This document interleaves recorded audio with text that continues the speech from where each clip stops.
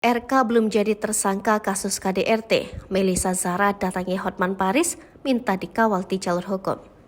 RK belum dijadikan tersangka atas kasus KDRT. Melissa Zara datangi Hotman Paris minta dikawal di jalur hukum. Selebgram Melissa Zara tengah memperjuangkan keadilan sebagai korban kekerasan dalam rumah tangga. Diduga, suami Melissa Zara, RK, melakukan KDRT beberapa waktu lalu. RK diduga melakukan KDRT karena ketahuan selingkuh dengan rekan sesama jenisnya. Kini, RK belum dijadikan tersangka atas kasus KDRT. Padahal setelah kejadian, Melissa Zara langsung melaporkan RK ke pihak berwajib.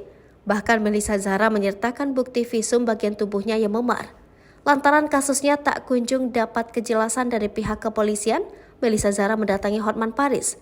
Hotman Paris mengungkapkan dirinya diminta untuk mengawal Melissa di jalur hukum melawan RK.